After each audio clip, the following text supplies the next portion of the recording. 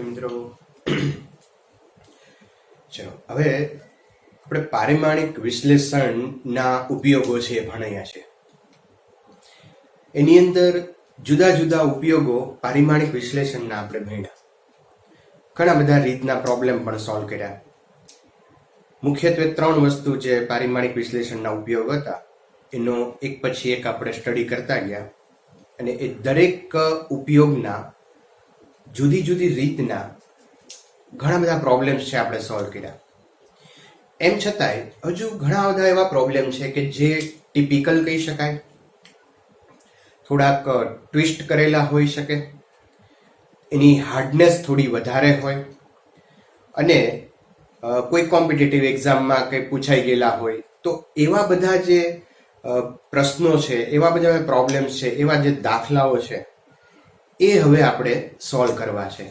એટલે હવે પછીના જે 2 લેક્ચરો છે, એક આ લેક્ચર અને એક આવતીકાલ એટલે કે નેક્સ્ટ લેક્ચર આપણો, એ બંને લેક્ચરોની અંદર જે કોમ્પિટિટિવમાં પૂછાઈ ગયા હોય અથવા તો કંઈક અલગ રીતના દાખલા હોય કે જેમાં તમારે થોડું પર્ટિક્યુલર ધ્યાન રાખવું પડે, કંઈક મેથડ થોડી ઘણી ચેન્જ થતી હોય, તો એવા પ્રોબ્લેમ છે એ હવે આપણે સોલ્વ કરવાના છીએ. મિત્રો, તો પહેલો પ્રોબ્લેમ છે એક્સ અક્ષને લંબ એવા એકમ ક્ષેત્રફળમાંથી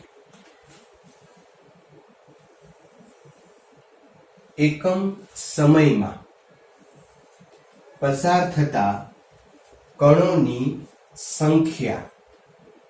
આ n જે છે એ સંખ્યા બતાવે છે અને એ આટલી છે -d n2 n1/x2 x1, જ્યાં n1 અને n2 અનુક્રમે n1 અને n2 જે છે એ x બરાબર x1 અને x બરાબર x2 આગળ એકમ કદમાં રહેલા કણોની સંખ્યા છે. મિત્રો, આ n2 અને n1 પણ સંખ્યા છે, પણ એ એકમ કદમાં રહેલા કણોની સંખ્યા છે. આ પણ સંખ્યા છે, પણ એ એકમ ક્ષેત્રફળ અને એકમ સમયમાં પસાર થતા કણોની સંખ્યા છે. અને x2 અને x1 તમે વિચારો તો x અક્ષને લંબ એટલે x અક્ષ એટલે ઈ અંતર કંઈક બતાવે છે. અહીંયા ધારો કે આમ કોઈ આપણે કાર્ટેશિયન યામ પદ્ધતિ લઈએ જેની ચર્ચા આપણે વિશેષ પછી કરવાના છીએ. આ x અક્ષ, y અક્ષ, તો આ x અક્ષ ઉપર આ દિશામાં x અક્ષને લંબ એટલે આ x અક્ષ હોય તો x અક્ષને લંબ આ પણ હોય અને આ પણ હોય. પણ ટૂંકમાં મારું કહેવાનું એ છે કે x અક્ષને લંબ એવા એકમ સમયમાં એકમ ક્ષેત્રફળમાંથી એકમ પસાર થતા કણોની સંખ્યા આ છે. તો આ x1 અને x2 જે છે ને એ અંતર બતાવે છે. ઓકે, તો હવે આ પ્રોબ્લેમ કેમ સોલ્વ કરવો? આપણે આ d નું પારિમાણિક સૂત્ર મેળવવાનું છે. તો જેનું પારિમાણિક સૂત્ર મેળવવું હોય એને સૂત્રનો કરતા બનાવો. એ મેથડથી આપણે આ પ્રોબ્લેમ છે એ સોલ્વ કરશું. પણ અહીંયા મિત્રો ટ્વિસ્ટ શું છે આ દાખલામાં? તો અહીંયા આ n જે છે એનું પારિમાણિક સૂત્ર આપણે રકમ ઉપરથી બનાવવું પડશે. એનું સૂત્ર બનાવવું પડશે અને સૂત્ર પછી એનું પારિમાણિક સૂત્ર બનાવવું પડે. એ જ રીતે આ n2 n1 x2 x1 આ જે રાશિઓ અહીંયા છે એ રાશિઓ આપણને સીધી રીતે નથી કીધી કે આ જ રાશિ છે. ધારો કે કોઈ f કીધો હોય ને એમ કીધું હોય કે આ બળ છે, કે v કીધું હોય ને એમ કીધું હોય કે આ વેગ છે, તો આપણી પાસે એના પારિમાણિક સૂત્ર તૈયાર છે. પણ અહીંયા આ બધી જે રાશિઓ છે એ રાશિઓના પારિમાણિક સૂત્ર આપણે બનાવવા પડશે. અને ખૂબ સિમ્પલ છે. તો ટ્વિસ્ટ આ દાખલાનું આ છે કે અહીંયા તમારે પારિમાણિક સૂત્ર બનાવવા પડે છે. કેવી રીતે બનાવવાના? જો, તો પહેલા આપણે આ સ્મોલ n માટે વિચારીએ તો એનું સૂત્ર બનાવીએ. પહેલા અહીંયા સોલ્યુશન આપણે લઈએ n. તો n નું સૂત્ર બનાવવા માટે n એટલે x અક્ષને લંબ એવા એકમ ક્ષેત્રફળ. તો એકમ ક્ષેત્રફળ આ એક કોઈ ભૌતિક રાશિ છે અને એ એકમ એટલે યુનિટ 1 લેવાની છે, અને જે એકમ લેવાનું હોય એને આપણે છેદમાં લેવાના સૂત્ર બનાવતી વખતે.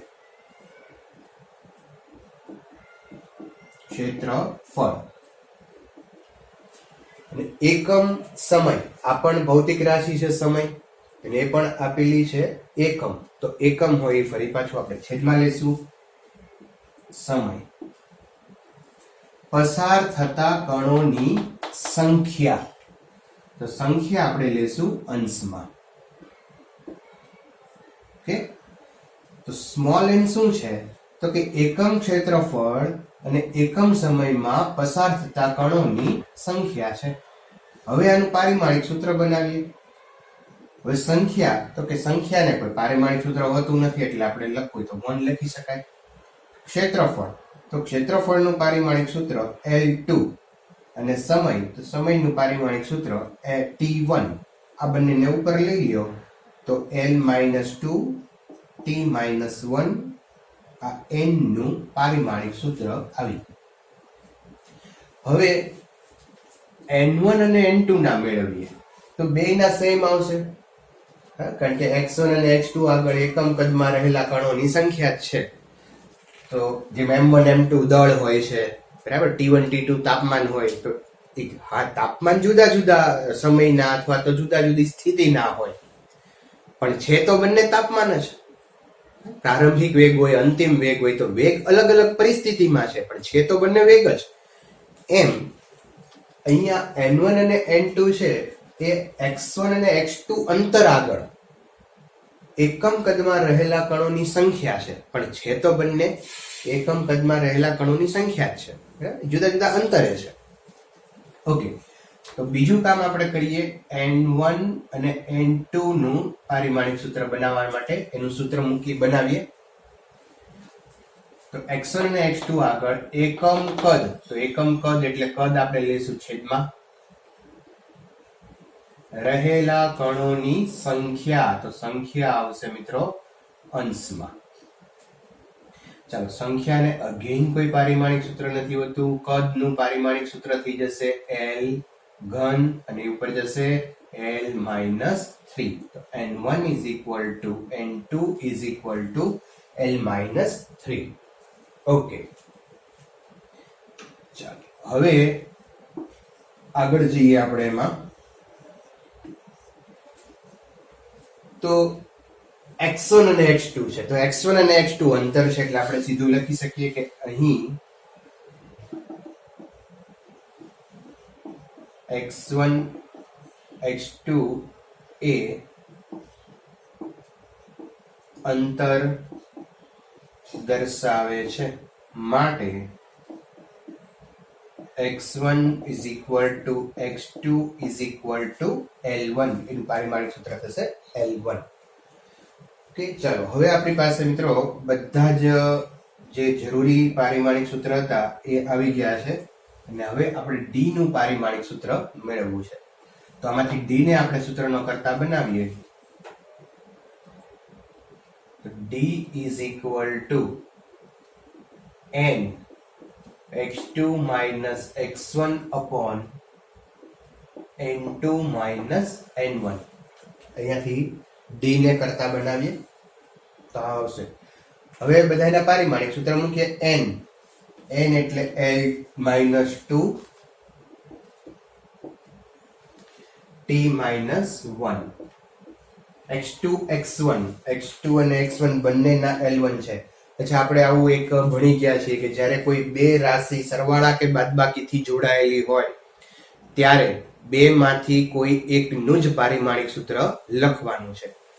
તો અહીંયા આપણે લખી શકીએ બે માંથી કોઈ એકનું, એટલે કે L2 ના સરખા જ હોય, L1. નીચે n2 - n1, તો એમાં પણ આપણે બે માંથી કોઈ એકનું જ પારિમાણિક સૂત્ર લખશું, બેના સરખા જ હોય, તો L-3.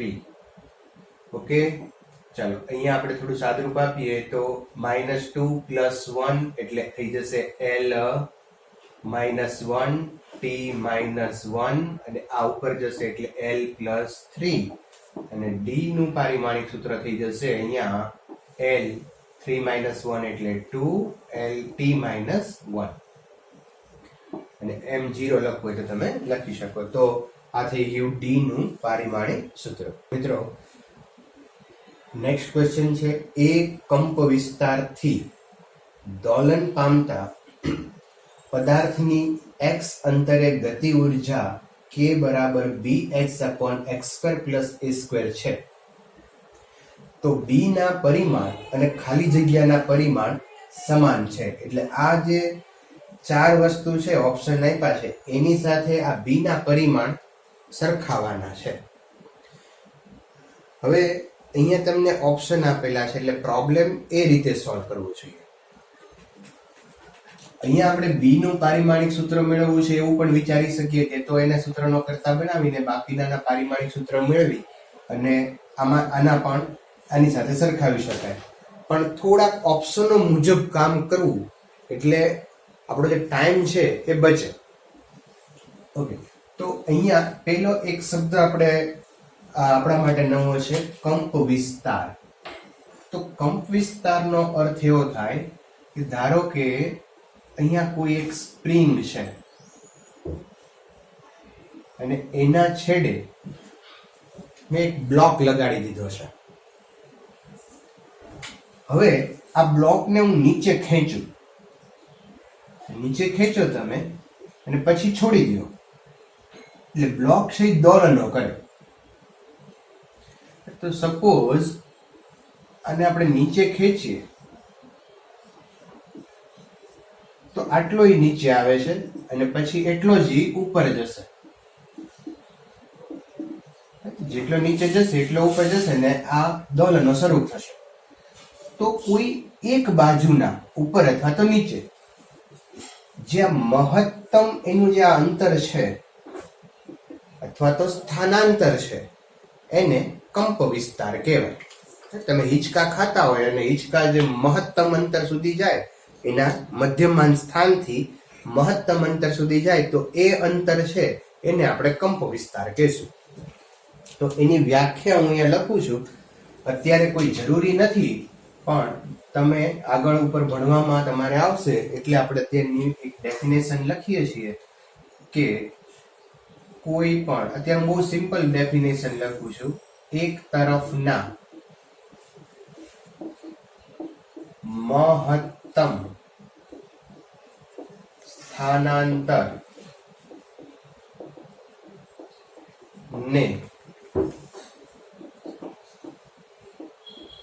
કંપ વિસ્તાર કહે છે. દોલન જ્યારે થતા હોય ત્યારે દોલન કરતા કણો હોય કે દોલક હોય કોઈ બી વસ્તુના કોઈ પણ એક બાજુના મહત્તમ સ્થાનાંતરને અથવા તો અંતરને કંપ વિસ્તાર કહેવાય. અને એટલે મિત્રો આપણા માટે શું જરૂરી છે? તો આપણા માટે જરૂરી છે કે કંપ વિસ્તાર એટલે બીજું કાંઈ નહીં પણ અંતર છે અથવા તો સ્થાનાંતર છે. અંતર કે સ્થાનાંતર અત્યારે તો આપણા માટે બે સમાન છે પારિમાણિક દ્રષ્ટિએ જોઈએ તો. બરાબર? તો કંપ વિસ્તારનું પારિમાણિક સૂત્ર શું થાય? L1. ઓકે, તો હવે આ પ્રોબ્લેમ આપણે સોલ્વ કરીએ. કે એટલે કે અહીંયા આ ગતિ ઉર્જા છે. ઉર્જા અને કાર્ય બંનેના પારિમાણિક સૂત્ર સમાન છે એ આપણને ખ્યાલ છે. તો અહીંયા આપણે સૂત્ર લખીએ k બરાબર bx² + x² મિત્રો આ k ની જગ્યાએ હું કાર્ય લખું, ગતિ ઉર્જા લખો કે કાર્ય લખો બે સેમ છે કારણ કે આપણા જે ઓપ્શનો છે ને એમાં કાર્ય છે એટલે હું અહીંયા કાર્ય લખું છું = b. x છે એ અંતર છે, બરાબર છે, અને નીચે અહીંયા x આ પણ અંતર છે પ્લસ a આ પણ અંતર છે. પણ આપણે જ્યારે પારિમાણિક સૂત્રની વાત કરતા હોય ત્યારે આ બે માંથી એક ના જ પારિમાણિક સૂત્ર છે એ લખવાનું હોય છે એટલે આપણે બે માંથી અહીંયા એક જ લખીએ છીએ. સોરી, અહીંયા સ્ક્વેર નથી. ઓકે, ચાલો આ એક અંતર સાથે કેન્સલ થઈ જશે. આને તમે અહીંયા લઈ લો તો કાર્ય ગુણ્યા અંતર = b. તો બી નું જે પરિમાણ છે એ કાર્ય ગુણ્યા અંતરના પરિમાણને સમાન છે. ઓકે, અચ્છા, તમને એમ થાય સાહેબ અહીંયા પારિમાણિક સૂત્ર કેમ ન મૂક્યા? તો મેં તમને પહેલા જ વાત કરી કે જ્યારે ઓપ્શન છે એ મુજબ તમે પ્રોબ્લેમ છે એ સોલ્વ કરો તો તમારો સમય છે બચતો હોય છે. પારિમાણિક સૂત્ર મૂકીને પણ તમે આને સોલ્વ કરી શકો છો, પણ એ ઘણું થોડું લાંબુ થશે. બરાબર, આ સિમ્પલ શોર્ટ મેથડ છે, એટલે આ રીતે તમે કરી શકો. થોડાક પ્રેક્ટિસ કરવાની, એટલે જ મેં તમને કીધું છે કે જુદા જુદા અલગ અલગ મેથડના અલગ અલગ ટાઈપ્સ જે છે, અથવા તો કંઈક ટ્વિસ્ટ હોય, કંઈક જુદું તમને નવું આની અંદરથી કંઈક મળે, એવા જ પ્રોબ્લેમ આપણે આ સોલ્વ કરવાના છે. ઓકે,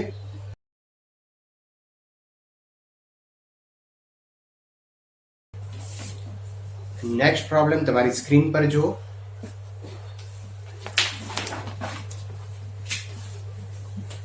પ્રકાશનો વેગ, ગુરુત્વ પ્રવેગ અને સામાન્ય વાતાવરણના દબાણને મૂળભૂત ભૌતિક રાશિ તરીકે લેવામાં આવે તો દળ, લંબાઈ અને સમયના એકમો અનુક્રમે ખાલી જગ્યા કેજી, ખાલી જગ્યા મીટર અને ખાલી જગ્યા સેકન્ડ છે.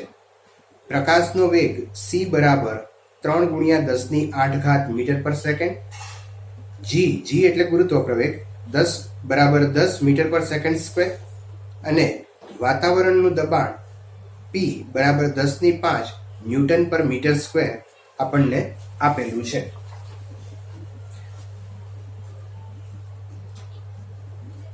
તો મિત્રો, અહીંયા પ્રકાશનો વેગ, ગુરુત્વ પ્રવેગ અને વાતાવરણનું દબાણ, આ 3 વસ્તુ આપણને આપેલી છે. અને દળ, સમય, કેજીમાં દળ ગોતવાનું છે, સમય સેકન્ડ અને અંતર મીટર. ઓકે, હવે અહીંયા પારિમાણિક વિશ્લેષણનો આપણે ઉપયોગ કરીએ તો વેગનું જે પારિમાણિક સૂત્ર છે એ m0 L1 T-1. ગુરુત્વ પ્રવેગ, તો પ્રવેગનું પારિમાણિક સૂત્ર છે m0 L1 T-2. અને દબાણ, તો દબાણનું પારિમાણિક સૂત્ર છે m1 L-1 T-2. બરાબર છે? ઓકે, હવે અહીંયા આપણે દળ, સમય અને અંતર મેળવવું છે. તો આને હું કહી દઉં સમીકરણ નંબર 1, સમીકરણ નંબર 2 અને સમીકરણ નંબર 3. હવે જો આ બેનો આપણે ગુણોત્તર લઈએ તો તમે જોઈ શકો કે m વાળા પદ ઉડી જશે, l વાળા પદ ઉડી જશે, અને એક t વાળું પદ ઉડી જશે, એક t વાળું પદ રહેશે, અને એક t વાળું પદ રહે એટલે કે સમય રહેશે માત્ર. તો સમય આપણને બહુ સિમ્પલી મળી જશે. ઓકે, તો હું પહેલું એ કામ કરું, સોલ્યુશન માટે જોઈએ તો વેગના છેદમાં પ્રવેગ કરીએ. વેગના છેદમાં પ્રવેગ. અચ્છા, તો વેગ એટલે 3 ગુણ્યા 10⁸ અને પ્રવેગ એટલે 10. અચ્છા, ફરી પાછું, વેગ એટલે m0 L1 T-1 અને એના છેદમાં m0 L1 T-2. ચલો, આ 10⁻1 ગણ્યા એને ઉપર લઈ જાવ એટલે 8 માંથી 1 જશે એટલે 7 થઈ જશે. તો 3 × 10⁻7 is equal to m0 cancel, L1 cancel, અને ઉપર લઈ જાવ તો T-1 T+2. તો -1 ને +2 છે એટલે થઈ જશે T1 is equal to 3 × 10⁻7. T1 એટલે કે સમય. તો સમય આવી ગયો 3 × 10⁻7 સેકન્ડ. ઓકે, તો બીજું આપણને આપેલું છે, બીજું છે એ આપણને પહેલું મળ્યું. બરાબર? ઓકે, હવે એ જ રીતે વિચાર કરીએ દળ અને અંતર માટે, તો કેવી રીતે થશે? જો સમય મળી ગયો છે આપણને, હવે સમીકરણ 1 માં વિચારો, દળ 0 છે એટલે એની દળની કોઈ અહીંયા રિક્વાયરમેન્ટ છે નહીં. સમય મળી ગયો છે, અંતર આપણે મેળવવું છે, તો આનો ઉપયોગ કરીએ તો આપણને મળી જાય. અચ્છા, તો બીજું કામ, વેગ બરાબર 3 ગુણ્યા 10⁸ is equal to m0 L0 t-1. આમ થાય, બરાબર? આ જ મેં લખ્યું છે. Okay, 3 into 10⁸ is equal to m0, sorry અહીંયા 1 થઈ જશે, L1 t-1 જે છે એને હું છેદમાં લઈ લઉં એટલે t1 થાય. t1 આ બાજુ લઈ લો, બરાબર? માઇનસ છે ને છેદમાં લેશો એટલે પ્લસ થઈ જશે, તો t1 આ બાજુ લઈ લઈએ, તો t1 into 3 into 10⁸ is equal to m0 હું લખતો નથી, સીધું લખીએ આપણે L1. ઓકે, t1, તો t1 ની વેલ્યુ આપણી પાસે છે 3 into 10⁷ into 3 into 10⁸ is equal to L1. L1 is equal to થઈ જશે અંતર, અને 3 into 3 9 અને 10⁻15 મીટર. ઓકે, 7 ને 8 15. ઓકે, તો બીજું કામ પણ આપણને થઈ ગયું અહીંયા. ઓકે, નેક્સ્ટ આપણે લઈએ. હવે આપણને કીધું છે, આપણને આ પણ મળી ગયું, અંતર પણ મળી ગયું, તો હવે દળ ગોતવું છે. અચ્છા, તો દળ અહીંયા છે જો, બરાબર? તો અહીંયાથી આપણે દળ મેળવી શકીએ. L1 અંતર પણ છે, t સમય પણ છે, તો દળ મળી જાય. ઓકે, તો થર્ડ, નેક્સ્ટ આપણે જોઈએ થર્ડ વન, ત્રીજું, દબાણ બરાબર 10⁵ is equal to m1 L-1 t-2. અચ્છા, માઇનસ વાળા બે પદ છે ને છેદમાં લઈ લો એટલે પ્લસ થઈ જશે. 10⁵ is equal to m1 ના છેદમાં L1 t2. ઓકે, આ બે છેદમાં લેશો એટલે પ્લસ. હવે આ L1 અને t2 છે ને આ બાજુ લઈ લો એટલે m1 દળ બરાબર 10⁵ L1 t2. L1 t2, ચલો 10⁵ L1 છે આપણી પાસે 9 into 10⁻15 અને t2 એટલે t છે તો બે બાજુ સ્ક્વેર કરી નાખીએ આપણે. t2 એટલે મલ્ટીપ્લાય 3 into 10⁻7 આ t2, બરાબર? t1 હોત તો આપણે ઉપર 1 લખે, t2 છે એટલે 2 સ્ક્વેર કરશું. ચલો, હવે આનું સાદુરૂપ આપીએ તો 15 ને 5 20, 20 ને અહીંયા 7 અને 14 થશે. ચલો એક સ્ટેપ હજી લખીએ, 10 ને 5 15, 9 અને અહીંયા થઈ જશે 9, 3 નો વર્ગ થઈ જશે 9, અને 10 ની 7 ઘાત ને એનો વર્ગ કરશો એટલે 7 દુ 14, ઘાતની ઘાતનો ગુણાકાર થાય. ઓકે, ચાલો અહીંયા 9 into 9 81 into 10⁻29 kg. તો આ મળી ગયું મિત્રો આપણને દળ. P એ વિકિરણનું દબાણ, C એ પ્રકાશની ઝડપ, અને Q એ એકમ સેકન્ડમાં એકમ ક્ષેત્રફળમાં આપાત વિકિરણની ઉર્જા દર્શાવે છે. અને જ્યાં Px, Qy, Cz પરિમાણ રહિત છે, જ્યાં x, y અને z શૂન્યેતર પૂર્ણાંક છે, તો x, y અને z ના મૂલ્યો મેળવવાના છે. AIPMT 1992 માં આ ક્વેશ્ચન છે એ પૂછાઈ ગયો. અહીંયા આ જે આપણો પ્રોબ્લેમ છે એ ABC વાળો કહી શકાય, કે ABC ઘાત વાળો જે હતો ને એમાંથી આપણે ABC મેળવતા હતા, એ રીતનો આ પ્રોબ્લેમ છે. અચ્છા, P જે છે એ દબાણ, C ઝડપ પણ ક્યુ જે છે એનું પારિમાણિક સૂત્ર આપણે બનાવવું પડશે, જે આપણે આગળના પ્રોબ્લેમની અંદર શીખ્યા હતા એ જ રીતે અહીંયા કામ કરવાનું છે. Solution.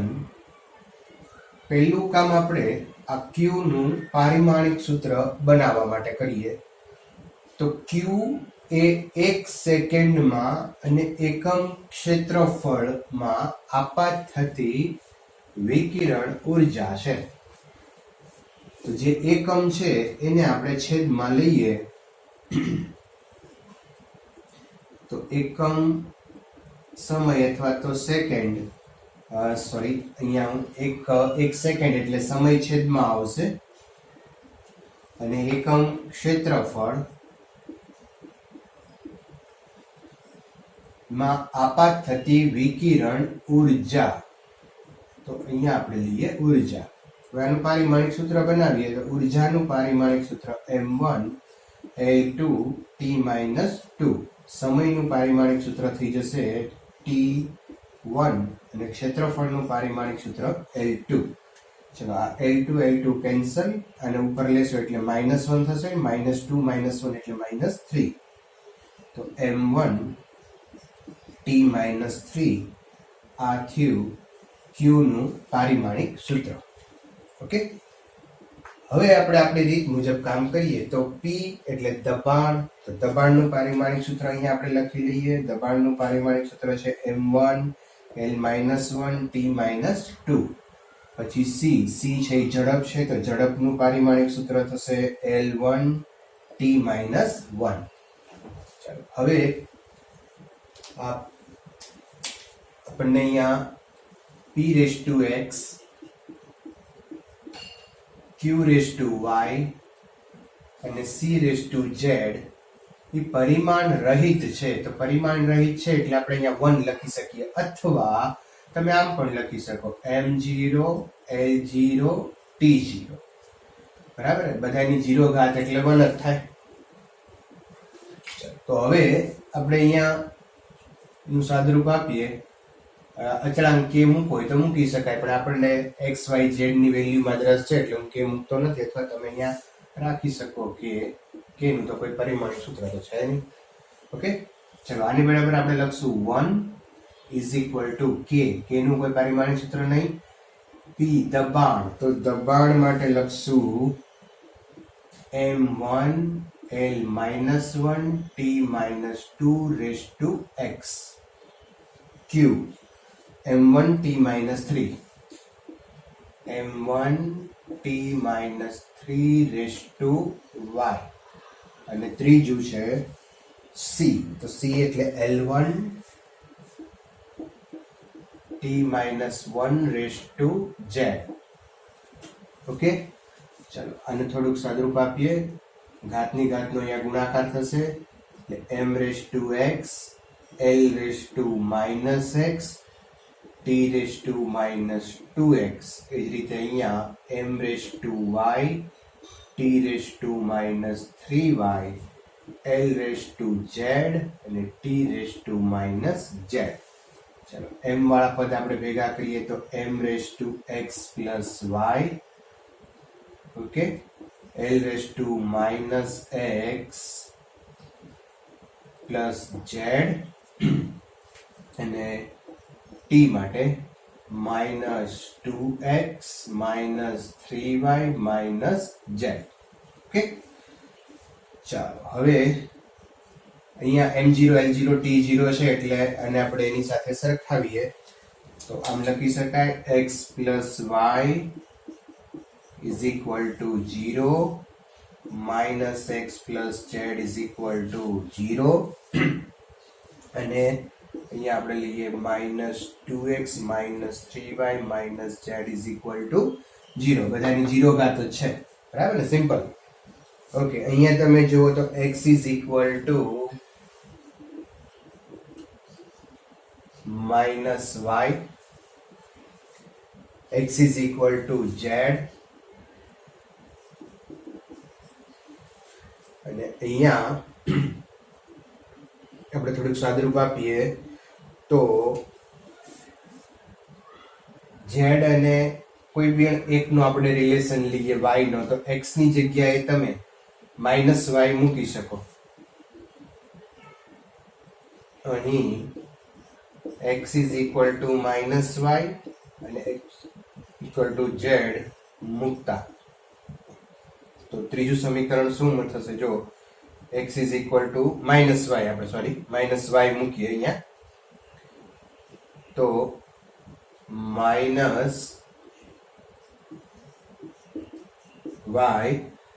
-3y z is equal to 0. x is equal to -y મૂક્યું આપણે, ચલો માઇનસ માઇનસ અહીંયા પ્લસ થઈ જશે એટલે -2y -3y z is equal to 0. Minus minus plus, અચ્છા અહીંયા થઈ જશે -y z equal to 0. therefore y is equal to -z. Okay, આવા રિલેશન આવ્યો. જો x is equal to -y, x is equal to z અને y is equal to -z. તો અહીંયા આવું લખી શકાય, x ને y ની સાથેનો રિલેશન આવી ગયો, x નો z સાથેનો રિલેશન આવી ગયો અને y નો z સાથેનો રિલેશન આવ્યો. બરાબર, તો આપણે અહીંયા આમ લખી શકીએ x is equal to -y, y is બીજું એક લખીએ તો yes y is equal to -z અને x is equal z is equal to x. એટલે તમે અહીંયા એવું વિચારી શકો મિત્રો કે x અને z સરખા છે, x અને z સરખા છે અને x અને y જે છે એ સરખા છે પણ નેગેટિવ સાઇન વાળા છે. y અને z પણ સરખા છે પણ જો y પોઝિટિવ હોય તો z નેગેટિવ લેવાનો છે. અને z અને x જે છે એ બેયની વેલ્યુ સેમ છે. એટલે હવે તમે આને સોલ્વ કરવો એટલે આના તો અનન્ય કે ને આપણે આના તો અનંત ઉકેલ મળે આપણને. એવી કિંમત આપણે પસંદ કરવાની કે z અને x સરખા હોય. તો દાખલા તરીકે તમે આ 1 લ્યો તો આ 1 થાય, x ઇઝ ઇક્વલ ટુ 1 લઈએ તો z ઇઝ ઇક્વલ ટુ પણ 1 થાય અને z is y is equal to શું થઈ જશે? -1 થઈ જશે. ધારો કે તમે x ઇઝ ઇક્વલ ટુ 2 લ્યો, x ઇઝ ઇક્વલ ટુ 2 લ્યો તો y ઇઝ ઇક્વલ ટુ 2 થાય, x ઇઝ ઇક્વલ ટુ 2 તો y ઇઝ ઇક્વલ ટુ પણ z ઇઝ ઇક્વલ ટુ 2 થાય અને x અને z સરખા છે અને હવે તમે z ની જગ્યાએ 2 મૂકો તો y ઇઝ ઇક્વલ ટુ શું થઈ જાય? -2 થાય. હવે એ જ રીતે 3 લ્યો, 4 લ્યો તો આવા અનંત ઉકેલો મળે. પણ જ્યારે ક્વેશ્ચન પૂછાણો 1992 ની અંદર ત્યારે ઓપ્શન ની અંદર 1 ના સ્વરૂપમાં ઓપ્શનો હતા. છેલ્લે હું તમને સ્ક્રીન ઉપર જે ક્વેશ્ચન પૂછાણો છે મૂકી શકે, તમે ઓપ્શન જોઈ શકશો. તો આ ઓપ્શન છે એનો સાચો જવાબ હતો. બરાબર, તો અહીંયા થોડુંક મેથેમેટિક્સ આવી ગયું, ખાસ ધ્યાન રાખજો. અહીંયા સોલ્વ કરવાથી તમે x ને y ની વેલ્યુ બીજી રીતે સોલ્વ કરવાથી તમને મળશે નહીં, પણ આના અનંત ઉકેલો છે જે આપણે અહીંથી વિચારી શકીએ કે x અને z સરખા છે અને y અને z છે એ સરખા છે પણ એક પોઝિટિવ હોય તો બીજો નેગેટિવ છે. બરાબર, તો આવા તો ઘણા બધા ઉકેલો આપણે લઈ શકીએ. અથવા આવો પણ ઉકેલ કરી શકાય કે ધારો કે હું x છે એ -1 લઉં તો z પણ -1 થશે કારણ કે x ને z સરખા છે અને z માઇનસ હોય તો માઇનસ માઇનસ પ્લસ તો y થઈ જશે +1. બરાબર, તો આવો ઉકેલ પણ આવી શકે. તો આવા અનંત ઉકેલો આના આવી શકે. તો આ દાખલાની અંદર જો ટ્વિસ્ટ કઈ હોય તો એ આ બે વસ્તુ કહી શકાય. એક આપણે આ ફોર્મ્યુલા બનાવવી પડી, બીજું થોડુંક અહીંયા ટ્વિસ્ટ થયું કે આપણને જે આ રાશિ આપી દીધી એ પરિમાણ રહિત આપી દીધી અને ત્રીજું ટ્વિસ્ટ જે મહત્વનું થયું એ અહીંયા થયું કે અહીંયા અનંત ઉકેલો છે એ આપણને મળે છે. નેક્સ્ટ પ્રોબ્લેમ લઈએ આપણે. √GH/c ઘનના પરિમાણ કઈ મૂળભૂત રાશિના પરિમાણ જેવા છે? મૂળભૂત રાશિ દળ, અંતર, સમય, તાપમાન, વિદ્યુત પ્રવાહ, બરાબર, એમાંથી કોના જેવા છે એ આપણે મેળવવાનું છે. અહીંયા જી છે એ ગુરુત્વાકર્ષણનો સાર્વત્રિક અચળાંક છે. એનું પારિમાણિક સૂત્ર આપણે અગાઉ મેળવી ચૂકેલા છીએ, m-1 L3 T-2. h Planck અચળાંક છે, m1 L2 T-1. આ પણ આપણે અગાઉ આનું પારિમાણિક સૂત્ર ભણી ગયા છીએ. અને પ્રકાશનો વેગનું પારિમાણિક સૂત્ર બધાને આવડતું હોય, L1 T-1. ઓકે, અચ્છા, તો હવે આવા જે પ્રોબ્લેમ પૂછાય કે જેમાં તમને એમ પૂછે કે કોના પરિમાણ જેવું છે, તો આપણે આનું સાદરૂપ દઈએ અને આનું પારિમાણિક સૂત્ર મેળવવું જોઈએ, બરાબર. તો અહીંયા આપણે લખીએ કે પરિમાણ is equal to √GH upon c². Okay, ચાલો હવે બધાના પારિમાણિક સૂત્ર આપણે મૂકતા જઈએ. અને આ જે પદ છે એને રૂટની બદલે આપણે આ રીતે લખીએ, તો GH⁻² અને c ઘન એમને એમ રાખીએ અને 1/2 એટલે કે ખરેખર 3/2 આમ પણ લખી શકાય. રૂટ લખવાની બદલે આપણે 1/2 લખ્યું, બરાબર છે. ચાલો હવે બધાના પારિમાણિક સૂત્ર આપણે મૂકતા છીએ. ચાલો, જી ગુરુત્વાકર્ષણનો સાર્વત્રિક અચળાંક, જેનું પારિમાણિક સૂત્ર છે m-1 L3 T-2. h Planck અચળાંક છે અને એનું પારિમાણિક સૂત્ર છે m1 L2 T-1/2.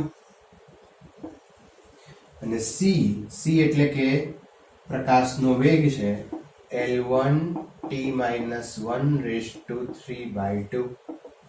આવી ઘાત આવે તો એમાં કોઈ ચિંતા કરવા જેવું નથી. આપણે સિદ્ધાંત જે ભણ્યા છે કે ઘાતની ઘાતનો ગુણાકાર થાય એ સિદ્ધાંતે કામ કરવાનું છે. ચલો, તો અહીંયા પહેલા આપણે અંદર સાદુરૂપ આપી દઈએ, તો -1 + 1 એટલે 0 થઈ જશે, એટલે m0. અહીંયા L3 અને અહીંયા 2 છે એટલે L5. અહીંયા થઈ જશે -2 - 1 છે એટલે T-3/1/2. અને છેદમાં અહીંયા ઘાતની ઘાતનો ગુણાકાર કરીએ તો L3/2 અને T-3/2. ચલો, એ જ રીતે અહીંયા થોડું સાદુરૂપ આપો અંશમાં, તો m0 આ લખવાની જરૂર નથી, કારણ કે 0 ની ગુણ્યા તમે 1/2 કરશો એટલે તો 0 થઈ જશે, બરાબર. તો m ની 0 ઘાત એટલે 1. ચલો, L ની આ ઘાત અને a ની ઘાત, તો ઘાતની ઘાતનો થશે ગુણાકાર, તો L5/2. એ જ રીતે T-3/2. હવે આને ઉપર લઈ જાઓ તો L3/2 અને આને ઉપર લઈ જાઓ તો T+3/2.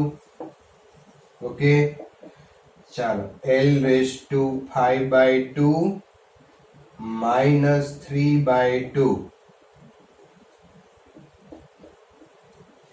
અને T-3/2 + 3/2 એટલે તો કેન્સલ થઈ જશે.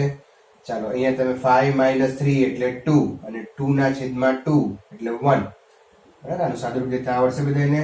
અહીંયા નીચે બે છે તો આ બેની બાદબાકી કરો, 5 - 3 એટલે 2, 2/2 1. that is L = 1. અને L = 1 એટલે આ થઈ ગયા અંતરના પરિમાણ. ઓકે, તો આ રીતે દાખલો છે એ સોલ્વ થાય. ઘણી વખત દાખલાની રકમ આપણને જોઈને એમ લાગે કે હાર્ડ છે, અથવા તો એમ લાગે કે આવા પ્રોબ્લેમ તો આપણે સોલ્વ કર્યા જ નથી. પણ થોડું એકાદ સ્ટેપ તમે વિચારો પછી જે કંઈ આપણે મેથડથી દાખલાઓ કર્યા હોય એ જ આવી જતા હોય છે. એટલે કોઈ પણ દાખલાને શાંતિથી પહેલા સમજવાનો પ્રયત્ન કરવો અને પછી એને સોલ્વ કરવાનો હોય છે. ઓકે, તો આ રીતના બીજા દાખલાઓ હવે નેક્સ્ટ લેક્ચરમાં લેશું. આ રીતના દાખલાઓ થોડાક સોલ્વ કરજો. તમને આની સાથે એક નાનું એસાઇનમેન્ટ પણ હું આપું છું, એ પણ તમારે સોલ્વ કરવાનું છે. Okay, thank you.